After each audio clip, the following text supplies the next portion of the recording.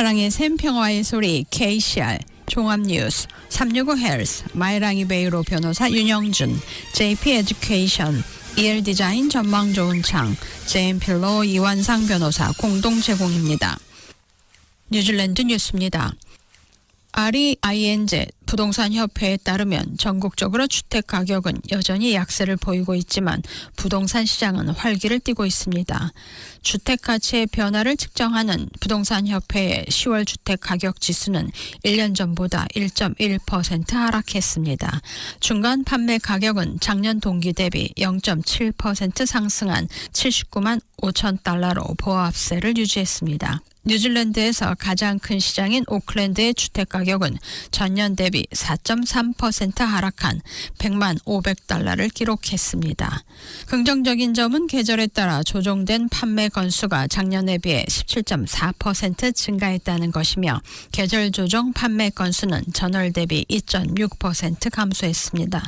전체 신규 매물수는 전국적으로 전년 대비 21.4% 증가한 11,572건을 기록했습니다. 전국 재고 수준은 연간 26.3% 증가했으며 전국적으로 매물을 판매하는 데 걸리는 시간도 42일로 전년 대비 4일이 증가했습니다. 부동산협회 최고 경영자 잼 베어드는 매출 증가가 시장의 낙관론을 불러일으키고 있으며 금리 하락, 시장 내 재고 증가, 오픈홈 이벤트 기간 동안의 활동 증가 등이 10월 데이터에 반영됐다고 말했습니다. 언뜻 보기에는 10월 주택시장이 봄을 맞이한 것처럼 보이지만 자세히 살펴보면 보기만큼 강하지 않을 수 있습니다. 뉴질랜드 부동산협회 REINZ는 10월에 전국적으로 6,681건의 주택 판매가 이루어졌으며 이는 9월에 비해 10% 증가한 수치라고 보고했습니다.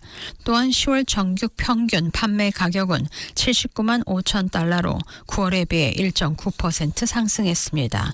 이 두 수치는 모두 시장이 바쁜 여름철을 준비하면서 적당한 봄 순풍을 맞았음을 시사합니다. 그러나 시장이 생각만큼 강하지 않을 수도 있음을 시사하는 수치도 있습니다. 첫째로 실제 판매량은 9월에 증가했지만 계절 조정 판매량은 한 달 동안 2.6% 감소했습니다.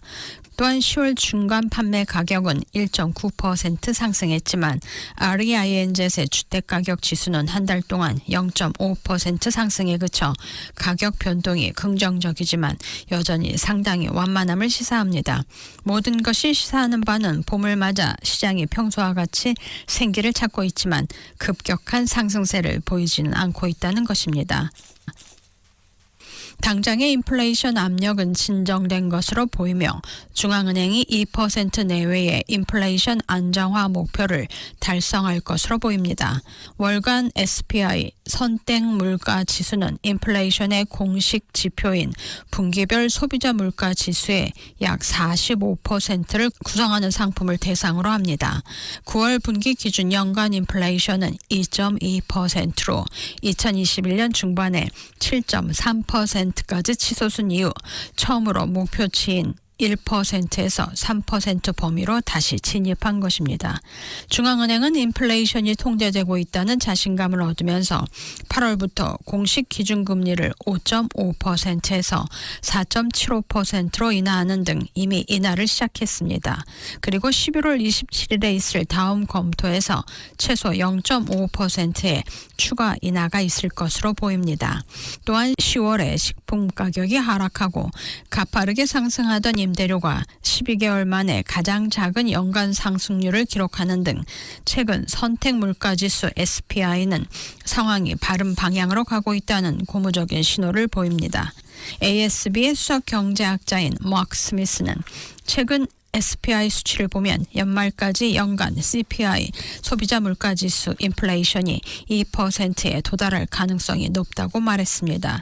그러나 2025년까지 뉴질랜드 인플레이션 전망에 대한 하방 리스크가 완화되고 있는 것으로 보이며 이는 중앙은행이 기준금리를 3에서 4% 중립 수준 이하로 내릴 필요가 없을 수 있음을 시사합니다.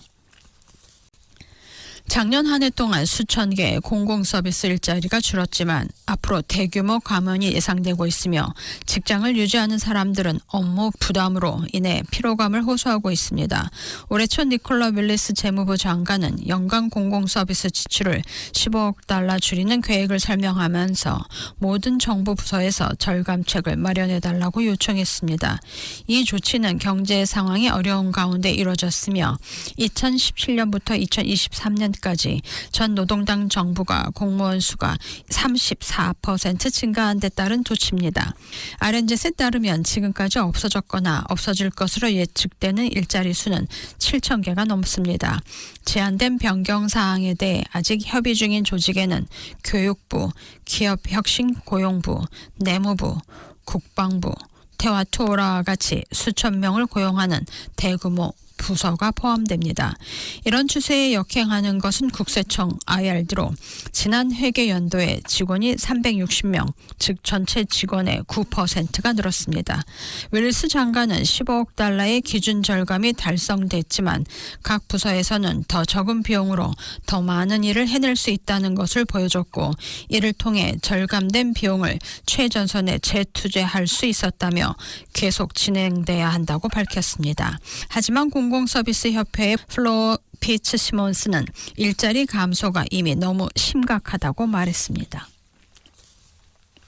국세청은 해외에 기반을 둔 학자금 대출 부채를 추적하는 팀의 규모를 2배로 늘리고 뉴질랜드와 호주에서 더 많은 법적 조치를 취하고 있습니다. 연체된 학자금 대출 부채는 23억 7천만 달러로 증가했으며 이 중 22억 달러는 해외 대출자들이 갚아야 할 빚으로 대부분 호주에 거주하고 있습니다. 지난 12개월 동안 해외 학자금 대출자 중 29%만이 상환 의무를 다한 것으로 나타났습니다. 그러나 대부분의 부채는 40대나 50대의 사람들이 빚을 지고 있으며 이들은 IRD에 상환한 적이 없습니다. 올해 1분기에 약 7천 명의 이름이 호주의 한 채권 추심기관에 공유됐고 그 결과 약 1,000명의 부채 일부 또는 전부를 상환하고 있습니다. IRD는 또한 호주 국세청과도 연락을 취해 호주에 거주하는 채무자들의 연락처 정보를 공유했으며 최악의 경우 국세청은 법률을 통해 호주 전역에서 일하는 사람들의 임금이나 급여에서 대출 부채를 공제하도록 조치를 취할 것입니다. 지금까지 전해드린 뉴질랜드 뉴스는 원뉴스, RNZ, 뉴질랜드 헤럴드, 스터프, interest.co.nz에서 간추렸습니다. 오늘의 환율 정보입니다. 뉴질랜드 달러와 대비 원화의 기준 환율은 824원 29전, 한국에서 보낼 때 816원 34전, 한국에서 받을 때 832원 24전입니다.